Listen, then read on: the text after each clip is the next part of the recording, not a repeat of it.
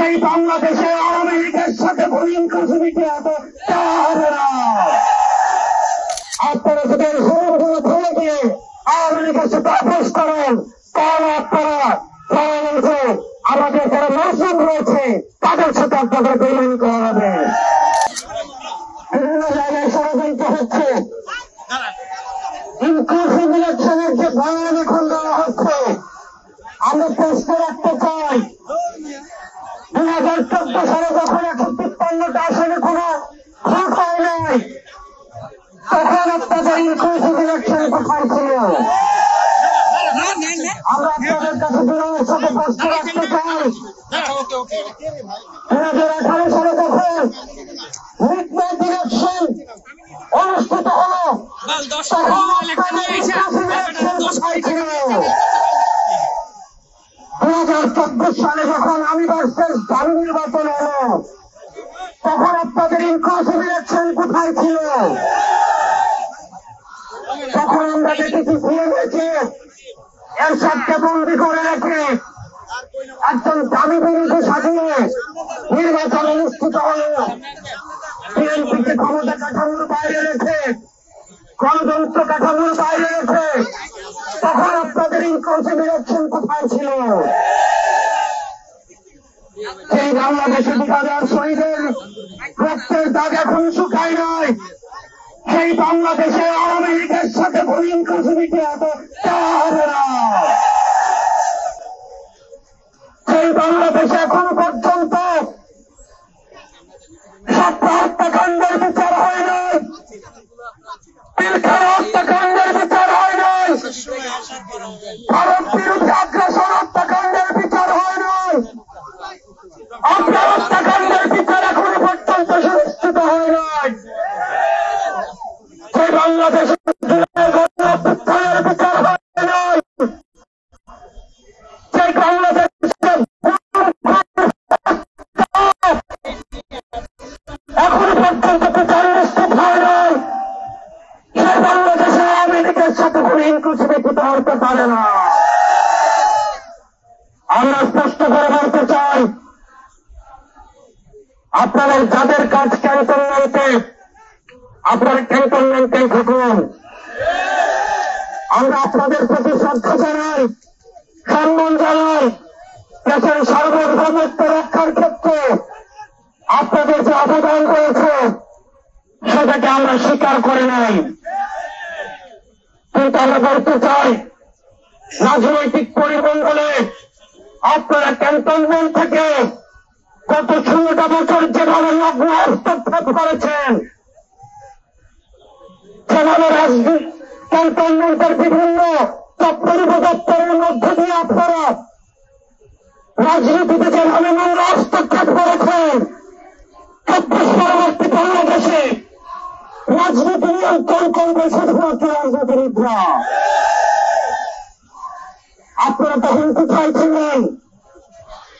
বিগত 1 দশক ধরে আমরা কোন চ্যানেলকে দেখি না পদত্যাগ করতে।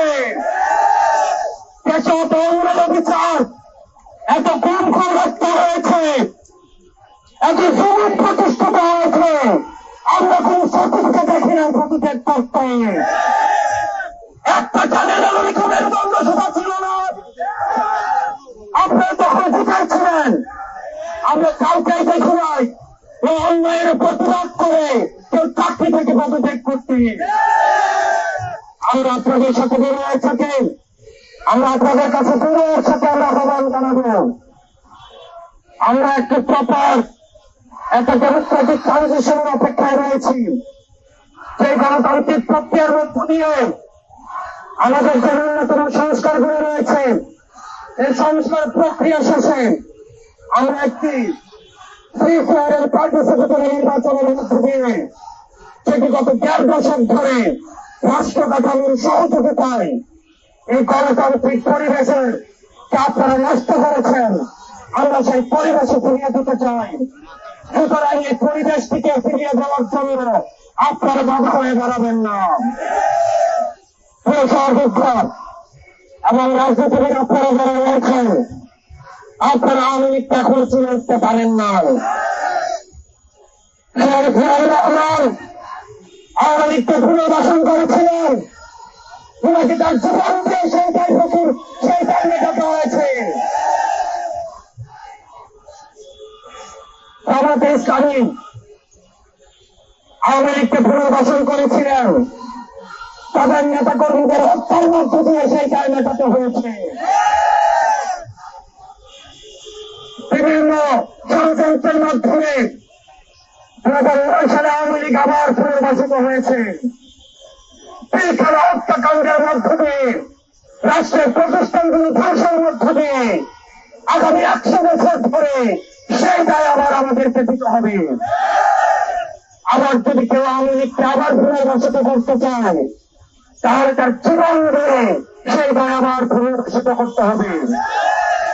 প্রিয় সংযুদ্ধ, আমরা আপনাদেরকে বলতে চাই, পরবর্তী বাংলাদেশ হবে নেক্সট বাংলাদেশ ইনক্লুডেড আওয়ামী লীগ।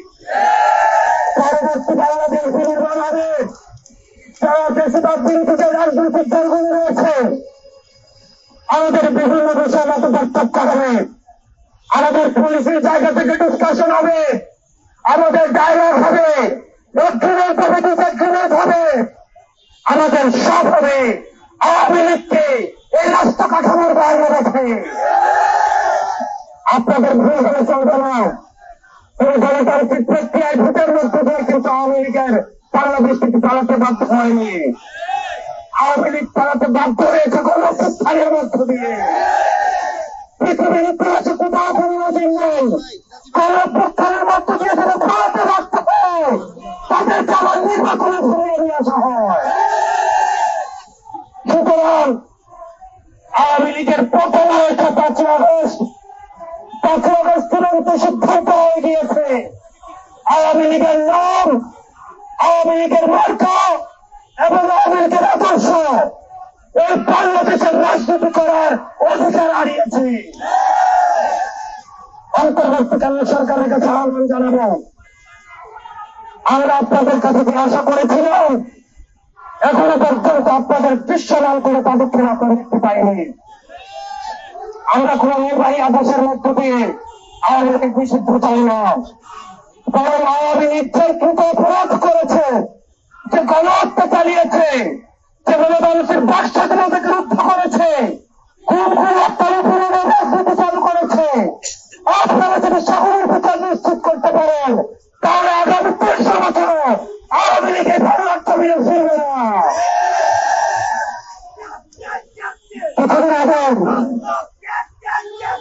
কিছুদিন আগে আপনারা দেখেছেন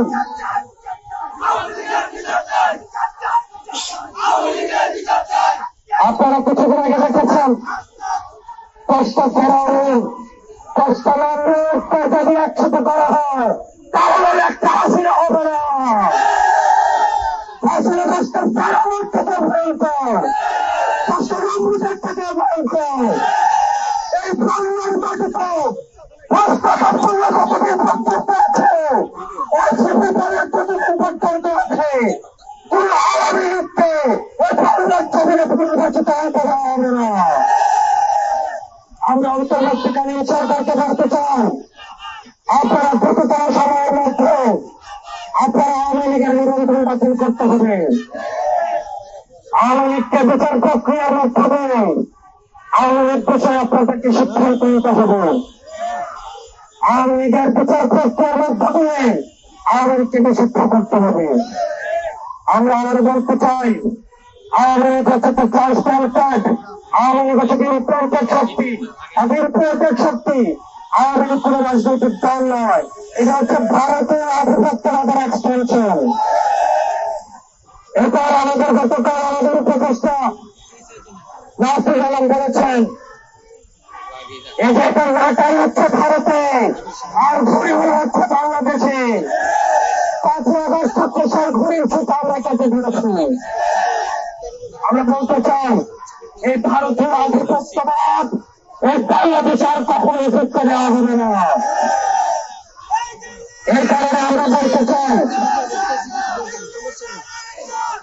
আমরা কোন ইনস্টিটিউশনের বিরুদ্ধে না, আমরা স্পষ্ট করতে চাই আমরা কোন ইনস্টিটিউশনের বিরুদ্ধে না, বরং যে ইনস্টিটিউশনগুলোকে ধ্বংস করা হয়েছে, আমরা সেগুলোকে আমরা পুনঃপ্রতিষ্ঠা করতে চাই।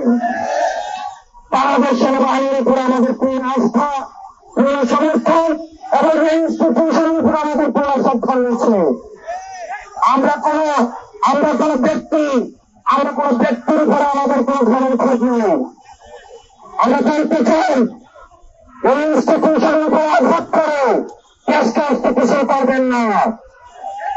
আপনারা যারা এই ইনস্টিটিউশনগুলো চাচ্ছেন, আমরা আপনাদেরকে অনুরোধ করব, আপনাদের উপরে আস্থা রাখতে চাই, আপনাদের উপরে ভরসা রাখতে চাই।